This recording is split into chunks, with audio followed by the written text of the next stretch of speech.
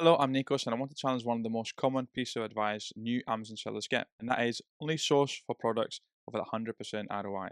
Now, this does indeed sound smart. You buy low, you sell high, and double your money, correct? But here's the truth: ROI doesn't tell you the full story, especially if you want to build a business that lasts. If you care about real profit, real growth, and keeping your cash in your pocket, okay, you need to start sourcing for margin, not ROI. And today, I'm going to show you the reason why. So, what's the difference between them? Okay, let's clear up with the terms. So, ROI is the return on investment. Okay, it's how much profit you make compared to what you spent. Margin is how much profit you keep from your final sale. So, say for example, here what we've got is you buy a product for £5, you sell it for 15, you made £10 before fees. Well, that's 200% ROI, let's say for it.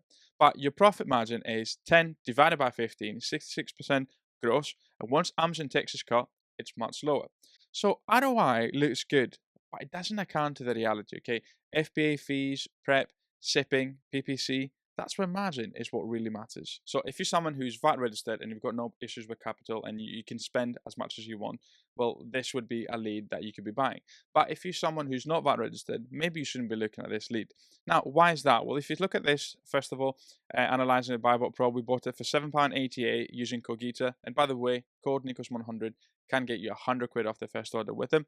So I bought it for 7.88. Yeah, I sold it for 15.99 because I was using Profit Protector Pro Repricer, and you can see the screenshot just there for yourself, different sales that I had with them, and that gave me a profit of £1.52. The reason as to why I did it is because it had so many sales per month. That's the reason why I did it. But if I was to scroll down, you can see that the profit margin was just below 10%. Now, I'm going to be talking about this video here today is when you are sourcing, especially if you're doing arbitrage and you're not VAT registered seller, ignore ROI, go with margin. Do 30, do 40% margin for yourselves. Why is that? Because what you're trying to do is you're trying to maximize. Yeah, you're trying to maximize how much revenue you've got because you're thinking about it. If you're not VAT registered, you've got a whole year to get up to 90,000 in sales. So what you want to do is you want to get as much profit as possible of that 90,000. If you're running up your revenue and your profit stays the same, well, what's going to happen when you come VAT registered? Your profit's actually going to lower. So get into the habit, if you're not a VAT registered seller at the moment in time, for yourselves, especially if you're doing arbitrage, please start sourcing with margin. I'm going to be talking in a video of my personal experience and why I source for PL products with 30 and 40% margin.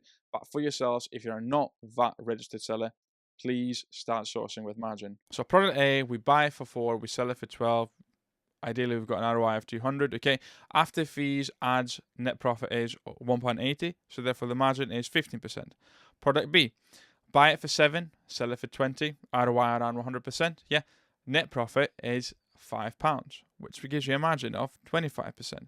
So would you rather have a product that looks better on paper, yeah, or one that actually leaves money in your bank account? Now, I only source products that give me 30 to 40% net margin. So number one, okay, ads are expensive, okay? If you're running PPC, you need room to spend without wiping out your entire profit. So Amazon fees, they keep rising, okay?